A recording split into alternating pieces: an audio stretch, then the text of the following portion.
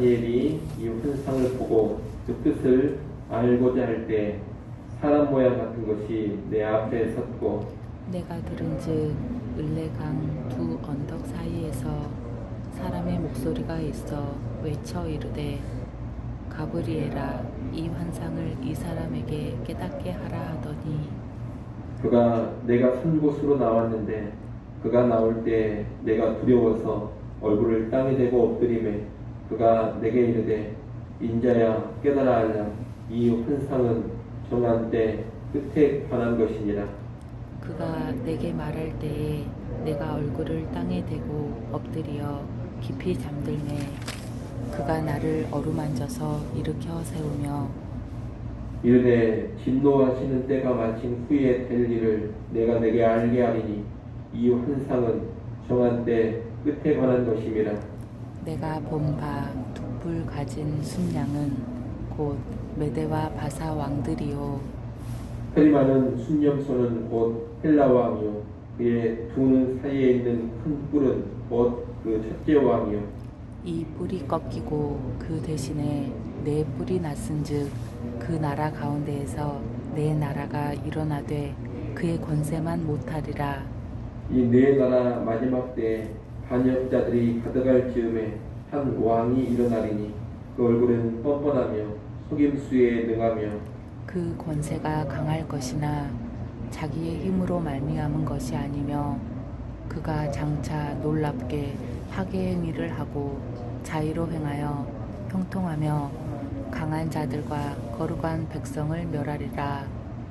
그가 꾀를 베풀어 제 손으로 속임수를 행하고 마음에 스스로 순치하며 또 평화로운 때에 많은 무리를 멸하며 또 스스로 서서 만왕의 왕을 대적할 것이나 그가 사람의 손으로 말미암지 아니하고 깨지리라.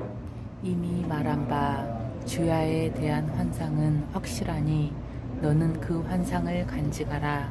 이는 여러 날 후의 일임이라 하더라. 같이 봅니다. 이에 나 다니엘이 지쳐서 여러 날 앓다가 일어나서 왕의 일을 보았느니라. 내가 그 환상으로 말미암아 놀랐고 그 뜻을 깨닫는 사람도 없었느니라. 아멘. 오늘 본문은 다니엘이 본 두 번째 환상을 가브리엘 천사가 해석해 주는 내용입니다.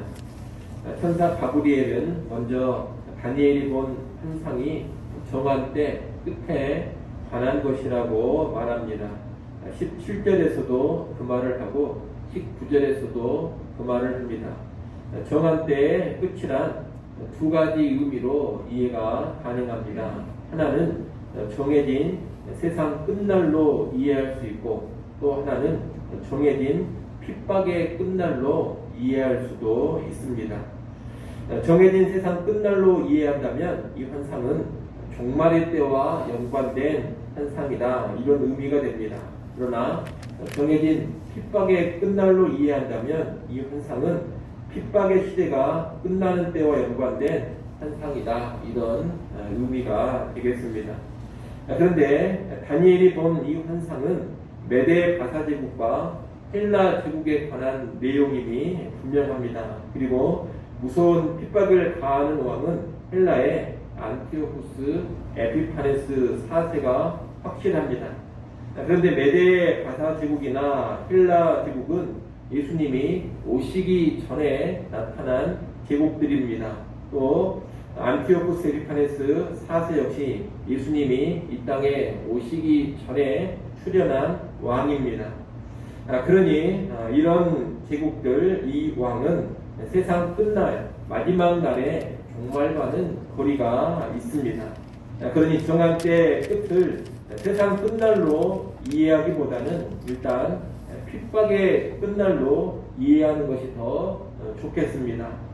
하지만 주의 백성들에게 심각한 핍박이 있고 그 핍박이 정한 때가 되면 끝난다는 것은 마지막 종말의 때에도 분명히 일어날 사건입니다. 또 강력한 핍박자인 안티오쿠스 에피파네스 4세는 종말의 때에 나타날 적 그리스도의 예표적인 인물이기도 합니다. 그렇게 봤을 때 이 정한 때의 끝은 2차적으로 세상 끝날 종말의 때로 이해할 수도 있겠습니다. 여하튼 다니엘이 본 이 환상의 초점은 어디에 있느냐? 때가 정해져 있다는 데 있습니다. 때가 정해져 있다는 것을 달리 말하면 하나님께서 역사를 주관하신다, 이런 말입니다. 강한 나라들이 일어나고 망하고 주의 백성들이 심한 핍박을 당하는 일들이 앞으로 펼쳐지게 될 텐데 그 모든 것을 하나님께서 주관하십니다. 그 모든 일들이 하나님이 정한 때 하나님의 시간표에 따라서 진행이 되어진다는 겁니다. 그러니 우리는 세상 역사가 우연히 전개된다거나 강력한 왕들의 뜻에 따라 펼쳐져 가는 것이 아님을 알아야 합니다. 온 세상 역사는 하나님께서 정하신 뜻에 따라 펼쳐져 갑니다. 역사의 주관자는 하나님이라는 것입니다. 우리는 이것을 분명히 알고 확신해야 하겠습니다. 20절로 26절은 다니엘이 본 환상에 대한 구체적인 해석입니다. 어제 이미 말씀드렸습니다만 이 환상은 메데 바사와 헬라 제국에 관한 예언입니다. 강성했던 메데 바사 제국은 헬라 제국에 의해서 무너집니다. 메데 바사를 무너뜨린 헬라 제국의 첫 번째 왕 알렉산더 대왕이 죽은 후에 헬라 제국은 4개의 나라로 쪼개집니다. 그리고 그 4개의 나라 가운데 한 왕이 일어나는데 그 왕은 하나님과 주의 백성을 강력히 대적하며 핍박하다가 결국 멸망을 당하게 됩니다. 가브리엘 천사는 23절로 25절에서 특히 이 왕에 대해서 자세히 설명해 줍니다. 그는 뻔뻔하고 속임수에 능하며 그 권세가 강합니다. 하지만 그 권세는 자기의 힘으로 말미암은 것이 아닙니다. 하나님께서 허락하시니 얻고 누리는 권세입니다. 그런데 그는 그 권세를 가지고서 끔찍한 파괴 행위를 하며 자기 멋대로 행하며 형통해 갑니다. 강한 정적들을 제거하고 거룩한 주의 백성을 멸합니다. 꾀를 베풀어 속임수를 행하고 스스로 높아져 교만하며 많은 무리를 멸하며 만왕의 왕 하나님을 대적합니다. 한마디로 그는 잔인하고 악하고 교활한 가운데 큰 힘을 가지고서 정치적으로 득세하고 하나님과 그의 백성을 대적하는 겁니다. 특히 오늘 본문 23절에 보면 이 세상 나라 왕이 강력한 핍박을 가할 때는 반역자들이 가득할 즈음이다, 그렇게 말하고 있습니다. 이 반역자들이란 여호와 신앙을 버리고 변절한 유대인들을 가리키는 표현입니다. 신앙의 변절자들, 배교자들이 가득할 때 그때가 곧 주의 백성에 대한 무서운 핍박이 있는 때라는 겁니다. 이 무서운 핍박을 가하는 왕은 안티오쿠스 에피파네스 4세라고 이미 말씀을 드렸습니다. 그는 강력한 왕이었는데 어제 말씀드린 것처럼 유대인들을 학살하고 성전을 더럽히며 율법의 절기와 규례를 다 폐하면서 하나님을 대적했습니다. 그런데 그는 결국 어떻게 되느냐? 25절 맨 뒷부분을 보십시오. 25절 맨 뒷부분에 보면 그가 사람의 손으로 말미암지 아니하고 깨지리라, 이렇게 기록되어 있습니다. 그의 교만과 폐역도 잠시일 뿐 결국 하나님께서 그를 멸해 버리시는 겁니다.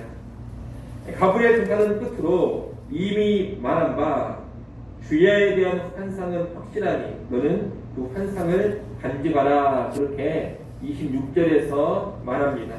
이 주야란 14절에 나오는 2300주야를 의미합니다. 2300주야, 즉 2300일이 정해진 핍박의 때입니다. 가브리엘 천사는 제한된 기간인 2300일 동안 있어질 이 일이 확실하니 잘 간직해 보라, 이렇게 말하고 있는 겁니다. 잘 간직하라, 이 말은 잊지 말고 기억하라, 이런 뜻입니다. 그러니 오늘 우리도 이 환상의 내용을 잘 기억해야 하겠습니다. 여러분, 강력한 세상 나라는 언제나 하나님을 대적합니다. 교만합니다. 악합니다. 무자비하고 교활합니다. 그런데 그렇게 악한데도 날로 강성해져 가고 자기 멋대로 행하는데도 형통해 갑니다. 그리고 하나님의 거룩한 백성들은 이 세상 나라에 의해서 큰 고통을 당합니다. 심한 핍박을 당하게 되고 힘겨운 나날을 보내며 거의 진멸할 지경에까지 이르게 됩니다. 이런 모습을 보면 당황스럽기도 하고 하나님이 정말 계시는가 이런 의구심이 생길 수도 있습니다. 하지만 우리가 이런 상황 앞에서 결코 당황할 것도 아니고 의구심을 품을 것도 아닙니다. 하나님이 안 계셔서 그런 것이 아닙니다. 살아계신 하나님께서 허락하시니 그런 일들이 펼쳐져 가는 겁니다. 이 다니엘서는 분명히 말합니다. 이 모든 것은 주권자 하나님의 시간표에 따라서 진행이 되어지는 것이다. 세상 나라가 승승장구하는 기간도 또 성도들이 무서운 박해를 받는 기간도 다 하나님의 뜻 안에서 정해져 있는 것이다. 하나님을 데려가는 세상은 결국 정한 때가 되면 다 망하고 말 것이다. 핍박받는 성도들도 때가 다 차면 회복될 것이고 최후 승리를 얻게 될 것이다. 이것을 다니엘서가 말하고 있는 겁니다. 우리는 이 말씀을 마음에 새기고 이 세상 역사를 바라볼 수 있어야 하겠습니다. 여러분, 세상 나라들은 다 왔다 갑니다. 바벨론도 페르시아도 헬라 제국도 다 지나갑니다. 세상의 왕들도 잠깐 떵떵거리다가 결국 한 줌의 흙으로 돌아갑니다. 그러나 오직 하나님의 뜻은 영원하고 하나님의 나라와 그의 은세는 영원합니다. 결국에는 주님의 거룩한 백성만이 승리와 영광을 누리게 될 것입니다. 그런 여러분, 세상 나라에 굴복하지 마시고 또한 세상 나라를 살아가며 살아가지 마십시오. 하나님 나라의 반역자로 우리가 살아가서는 안 됩니다. 우리가 사모할 나라는 이 땅 위에 세상 나라가 아닙니다. 우리가 추구하는 것은 세상 나라에서 최고의 행복을 누리는 것이 아닙니다. 세상 나라 속에서 떵떵거리며 부귀영화 권세 누려보는 것이 주의 백성된 우리의 목표가 아니라는 겁니다. 우리는 하나님 나라를 추구합니다. 최후 승리와 영원한 영광만을 사모합니다. 비록 세상 나라 속에서 심한 고난을 당할 수 있고 말씀대로 살다가 세상에서 패배하고 망할 징계까지 이를 수도 있습니다. 하지만 결국에는 그런 주의 백성이 승리하게 될 것이고 그런 주의 백성만이 영원한 영광을 누리게 될 것입니다. 이를 알고 우리는 신앙을 가지고 믿음을 가지고 끝까지 주께 충성스럽게 말씀에 충성하며 살아가는 겁니다. 이를 꼭 기억하시고 이 세상 역사 속에서 하나님 나라의 거룩한 백성으로 꿋꿋하게 살아갈 수 있기를 간절히 축원합니다. 기도하겠습니다.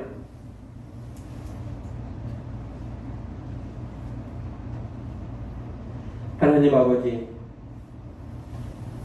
세상 나라가 흥황하고 세상에 강력한 왕이 교회를 핍박한다 하더라도 이 모든 것이 하나님의 주권적인 뜻 안에서 펼쳐지는 것이고 하나님의 때가 다 차면 세상 나라들은 무너져 내리고 하나님의 나라만이 우뚝 서고 주의 백성이 최후 승리 얻으며 영광을 누린다는 말씀을 보았습니다.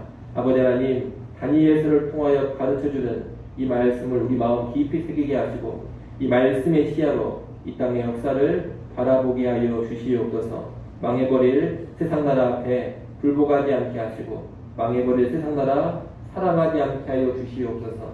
세상 나라의 주의 백성 교회가 큰 핍박을 당할 때에도 믿음 잃어버리지 않게 하시고 역사의 주관자이신 하나님을 다시금 바라보며 우리의 믿음, 우리의 신앙을 굳게 지켜가게 하여 주시옵소서. 반역자들이 아닌 충성된 자들로 이 땅에 하루하루 살아가게 하여 주시옵소서. 아버지 하나님, 또 이 시간 우리를 기도하는 자리로 불러주셔서 감사합니다. 하늘의 하나님을 다시금 바라보게 하시고 하나님 중심의 신앙을 다시금 점검케 하여 주시옵소서. 이 땅을 살아갈 때 주의 도우심, 주의 공일과 은혜가 더욱더 필요합니다. 간구하는 주의 백성들의 소리를 들으시고 하늘의 신령한 은혜를 베풀어 주시옵소서. 오늘 하루도 나의 힘, 나의 능력, 나의 지혜로 살아가는 것이 아니라 하나님이 공급하시는 힘과 지혜로 살게 하시고 성령의 도우심과 능력으로 승리하며 나아가게 하여 주옵소서. 예수님의 이름으로 기도드리옵나이다. 아멘.